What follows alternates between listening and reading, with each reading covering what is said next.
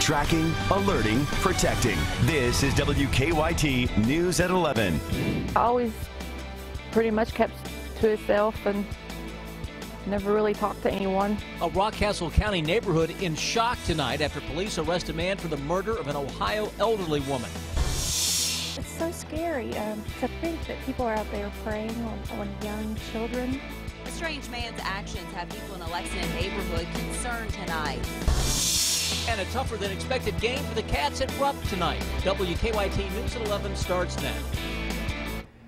Good evening. It went unsolved for more than 2 years, but tonight police in southern Kentucky say they've arrested a man accused of killing an elderly Ohio woman. 56-year-old Daniel French faces several charges, including murder and abuse of a corpse. Police arrested him in Rockcastle County today. Investigators in Butler County, Ohio, say French killed an 87-year-old woman in what they call one of the most brutal crimes in their history. Sam Smith has our top story at 11. Kentucky State Police worked with law enforcement from Ohio to bring in Daniel French. Troopers arrived at the residence located on Flat Gap Road here in Rockcastle County, located the suspect inside the home, and he was arrested without incident. French is accused of killing 87-year-old Barbara Howe back in 2012. She went missing from her Ohio retirement complex, and her body was later found in the trunk of her car. He's also accused of tampering with evidence and abusing her corpse. A cause of death has never been released. Always pretty much kept to himself and never really talked to anyone. Pretty much stayed in the house all the time.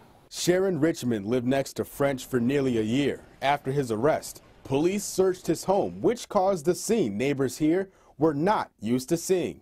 I was just really shocked to pull into the driveway and see all the state police cars next door. I mean, I would have never guessed that would be a place that they would ever show up at.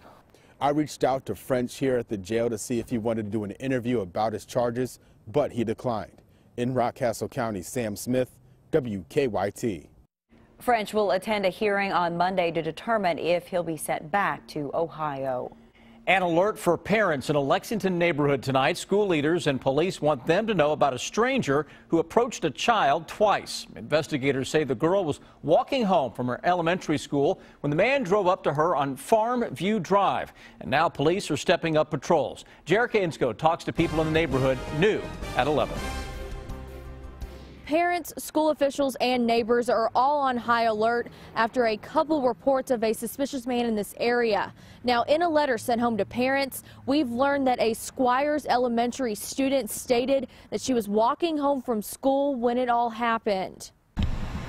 It's a neighborhood full of families, kids who walk home from Squires Elementary School, and parents who want to stop any and every bad thing from happening to their child. And the sad truth is you can't always do that. Now April Brooks is hearing the news of these two incidents within a week where a man in a car asked a young girl if she needed a ride. It's so scary to think that people are out there preying on young children. As a parent, it makes the hair stand on the back, up on the back of your neck. That information comes from a letter sent home to Edith J. Hayes Middle School parents Wednesday. That's because they have students in the neighborhood of Farmview Drive where this has happened.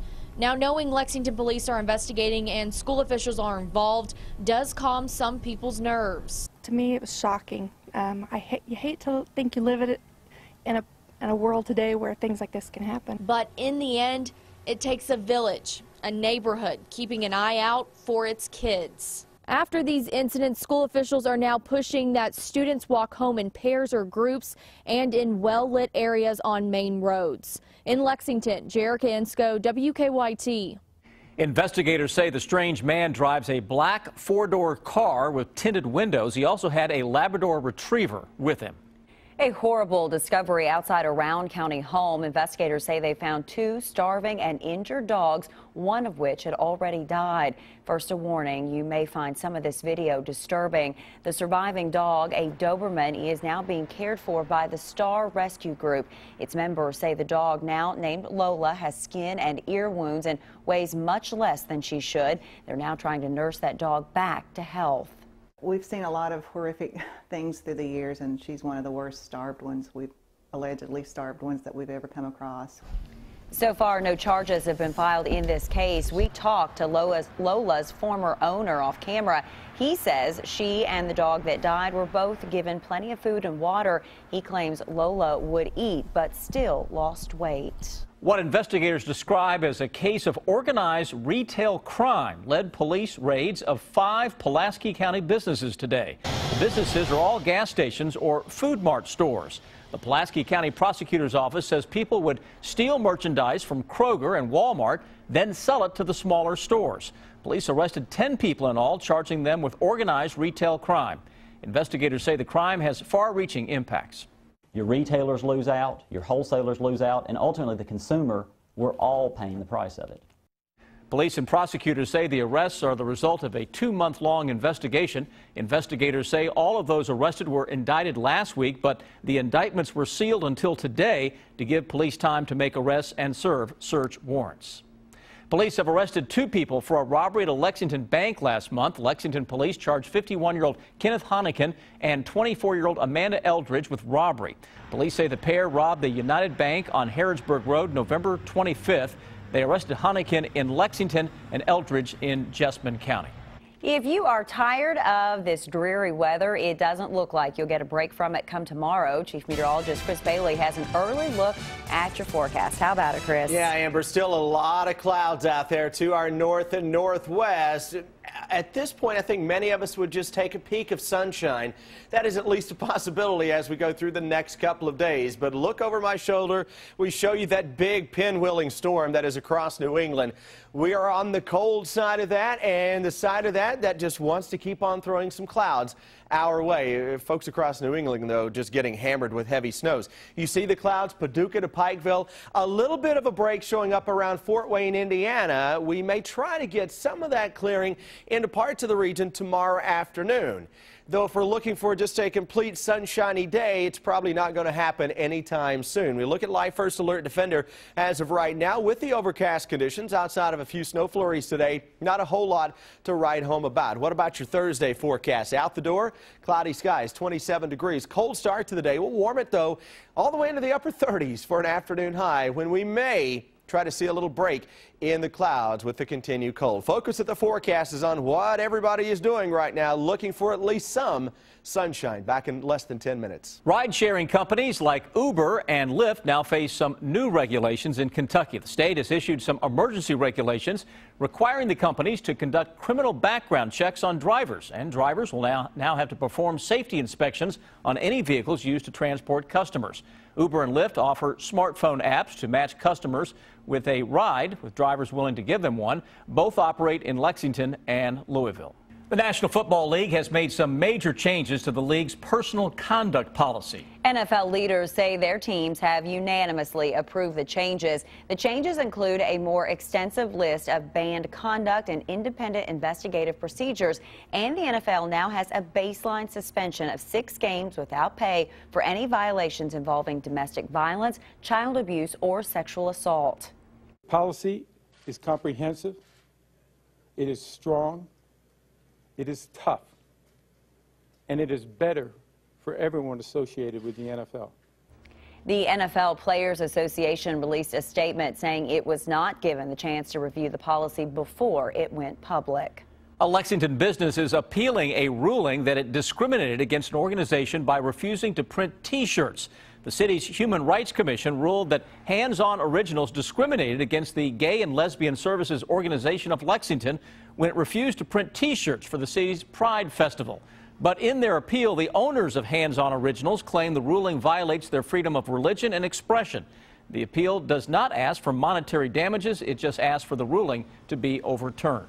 Caught on surveillance video, a man steals money from a Kroger employee and runs off. It happened at a Kroger on the outer loop in Louisville. Police say the employee had just taken some money from a self-service checkout and was walking into the customer service area. But police say the thief suddenly grabbed the employee's arm, grabbed money out of her hand, and ran off.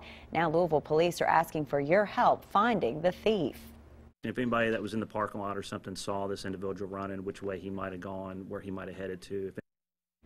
Police say the theft happened about 6 in the morning. They think the suspect chose that time on purpose because there were fewer people in the store.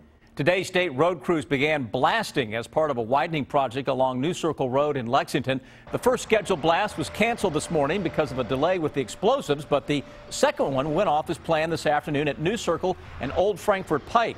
Work crews say they only had to stop traffic in that area for about 8 minutes. Blasting will continue for the next few weeks, and drivers will notice lane closures on New Circle through at least September. Drivers we talked to hope it's worth the delay. Getting from here back to over there would take forever once everybody started getting off work. I think another lane will definitely help the flow of things a little bit better. Until the project is wrapped up, the speed limit on New Circle between Versailles Road and Leestown Road will be reduced to 45 miles per hour. After being stranded at sea for nearly 2 weeks, a boater has been rescued off the coast of Hawaii. On Thanksgiving Day, Ron Ingram's sailboat began flooding, so he placed 2 Mayday calls to alert the Coast Guard. But he says massive waves flipped his boat, damaging both the mast and radio antenna. Crews searched 12,000 miles of the Pacific Ocean, but didn't find any sign of Ingram. They actually called off the search last week, but Ingram sent out one last distress call yesterday. I was just about to give up. My radio's out, so I got a coat hanger and some wire, stuck it in the thing, and got off a garbled transmission. An hour later, the Coast Guard found Ingram 64 miles south of Honolulu. He says he ran out of water while stranded but survived on fish. He says he is still dazed from the whole experience, but he says he is otherwise doing quite well.